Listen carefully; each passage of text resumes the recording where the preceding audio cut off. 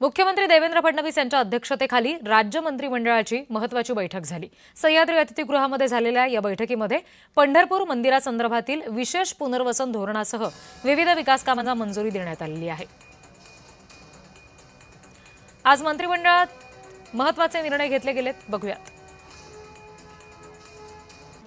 पंढरपूर पुनर्वसन धोरणासाठी शासनाकडून विशेष मंजुरी दिली गेली आहे। विठ्ठल मंदिर विकास कामांना गती मिळणार आहे।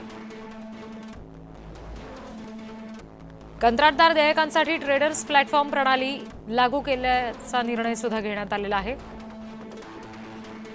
गडचिरोली क्रीडा सुविधांसाठी निधीसाठी सुद्धा मंजुरी मिळाली आहे। सोलापूर मोची समाजाला शैक्षणिक जागा मंजूर करण्यात आल्या।